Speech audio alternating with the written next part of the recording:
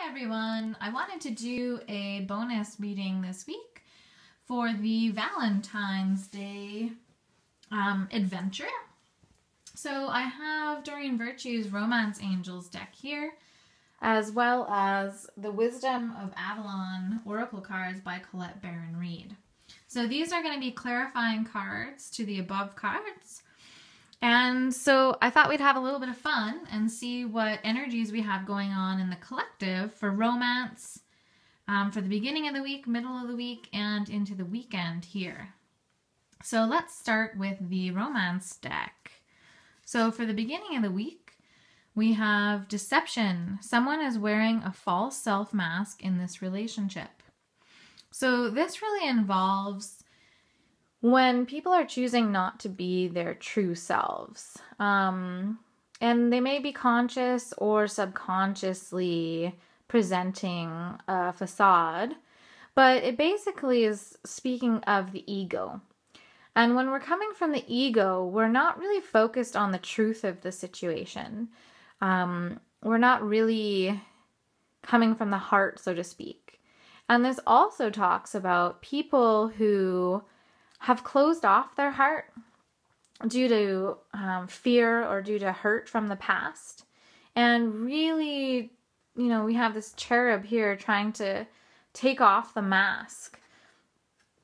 So when we step into our authentic self, it's easier, so much easier, to be in an intimate relationship with a spiritual basis. Because if you're just presenting your ego self and you're afraid to connect, you're afraid to commit, you're afraid to be intimate with another person, then you're not only not giving, but you're not able to receive. Because if you have walls up, then you're not going to be able to give much, but you're also not receiving. And that's one of the biggest things, because if you have a partner who is trying to give you love, is open, authentic, and then you yourself are closed off, you're not really seeing the truth of the situation. So this is basically a heads up to, use your discernment to understand whether people in your life, whether relationships are coming from an ego point or an authentic place. So it's a little bit of a warning just to be careful and to be mindful that there's a balanced relationship. So equal giving and receiving is so important. So let's see what the Wisdom of Avalon cards have, because we've got two clarifying cards here. So we've got the Dog and the Merlin. So the Dog is all about loyalty, sincerity, and unconditional love. And what this indicates is, if you are wondering about someone and you're asking yourself, do they belong in your pack? Do they show you loyalty? So in regards to this card, it's presented as, a little bit of a question. A dog will be your best friend even if you neglect it. Even if you leave it outside in the cold, even if you forget to feed it. A dog doesn't necessarily, go on strike from loving you. It will still love you. However, there is a breaking point where, any animal may not necessarily turn against their owner, but, you'll lose that connection. You'll lose that loyalty. So there might be people in your life who aren't willing to be their authentic self. And in that type of relationship, that's what we call a toxic relationship, where one person is doing all the giving and the other is doing the receiving and or taking advantage of the situation. So we want to have equality in the relationship. We want to have loyalty. And unconditional love is so important. So even if you have someone in your life who is afraid to love or just can't seem to let go of the ego, exterior that they present, then you can still love them. You can still, be there to the extent that you have the energy to do so. But just realize that your only ability and power here is to respond, is to react. So if someone is taking too much, then you step away from the situation and, give to yourself and take care of yourself. Understanding that that person can't give you what you need, at that time. Or if you're the deceiver, if you know that you can't give your heart to someone, or that you're still working on your own personal growth, then that's okay too. But be loyal, be kind, be unconditional, and set them free. You know in your heart what's best. And so standing in your integrity is so important. And it also resonates to the number 10 here. We've got number 19. So this is about new beginnings. So this is about really the masks falling away, crumbling.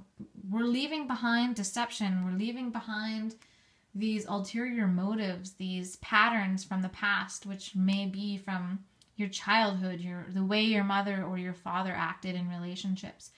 We're basically breaking new ground here, which is what the Merlin is saying, and it's also the number 1. So we've got doubled up. Number 1, number 1. This is about alchemy, justice, and balance. So justice has been in many, many card readings in the last week and for this upcoming week. So this is a huge theme right now. So watch for synchronicities of justice playing out. Stay in that authentic place. Stay in that unconditional place. And you'll watch that these, issues with deception, these issues with toxic people are going to fall away when you're focusing on what you want to actually create. And when you're focusing on balance for yourself, the balance of the inner healed masculine and the inner healed feminine, whatever that is for you. Those aren't based in deception. Those aren't based in the wounding. So really get right with what your thoughts are about what it means to be a healed woman and what it means to be a healed man, because those are the elements that we're trying to balance within ourselves right now. So this Merlin card is really great because we're basically creating what we're going to be working with for this next week. So let's see what else the week brings. What's the story? So midweek, we have reconciliation. Someone from your past is returning to your life. And if you watch my weekly reading, basically it said just this, that romanticizing the past or memories from childhood or memories from your history are going to come up. And so that's also in line with this reconciliation. So a lot of healing energy coming up right now. This particular card really indicates like a spiritual connection. So we might be, completing karmic relationships here, or we might be setting the ground for a new beginning here.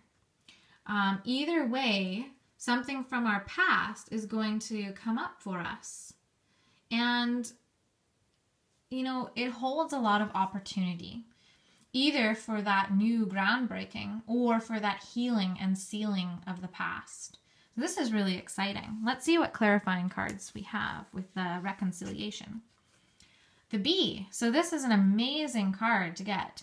It resonates with the number 7, and it's luck, industriousness, and sweet victory. And what's funny is, in line with synchronicity, the Bee has actually been coming up in a lot of other readings as well. And these are readings that I watch from YouTube or the web for this upcoming week.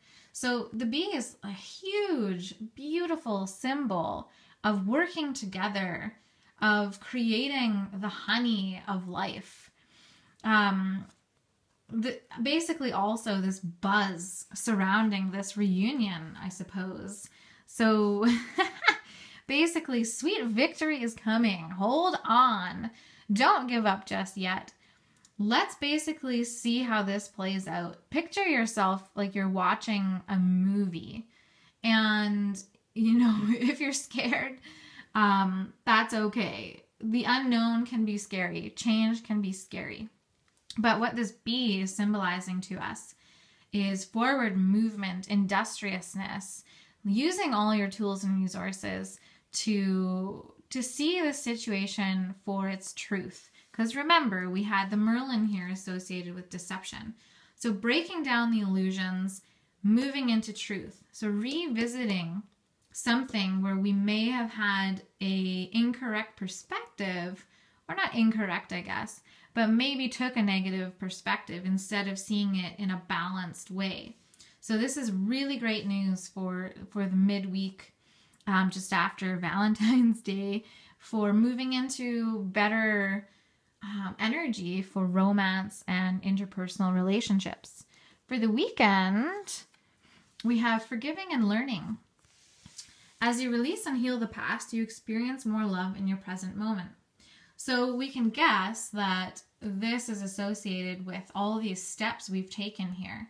So looking at breaking down the illusions, seeing a new perspective, maybe reconnecting with someone from our past, or reconnecting with a pattern we've had, seeing things in a different light, seeing them in a new way, gives us this ability to forgive and move forward with less debris around our energy field.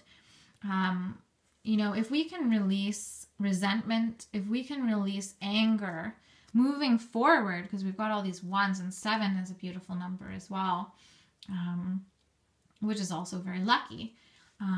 So if we can forgive, if we can move forward confidently in our abilities to not only be a good partner, but to choose a good partner, then we can move forward with excitement and look forward to what this new energies, these new beautiful solid foundations are based on, what's coming in. So let's see what clarifying card we have. The Queen, number 4. So the Queen indicates femininity, fertility, feminine power, sexuality, and friendships. So this is a really great sign, basically, overarchingly, that the feminine is really experiencing a huge healing here at the end of the week. So feeling empowered by this experience brought on by the releasing of deception, of untruths, of ego, coming into a reconciliation where we're seeing different perspective, where we're coming from a balanced perspective, because we've got the masculine and feminine together here in this card. And then really this 4 indicating balance. So, you know, this isn't just for women. This means that the masculine, the men in your life, are actually going to be balancing the feminine inside them as well. So, and that's really important for having balanced relationships. You know, everybody needs to have a balanced masculine and feminine within themselves in order to be compassionate and understanding to others. So the more we come into alignment with that, the more forgiving we can be, and the more we can learn. The more we learn, the more we can lead by example, the more we can teach others around us how to love differently. So this is a really, really beautiful message for the week. And so I hope all of you have a great week and really, you know, celebrate yourself. Celebrate the work that you've done, the inner work. You know, go with your intuition. Go within if you need to. You know, seek social connections if you need to as well. Be gentle and understand that, you know, we're living in the present moment. So what life brings to you, you are fully capable and confident of dealing with at this point. And we've got a lot of beautiful healing energy with us. So bye everyone, and thanks for listening to this reading.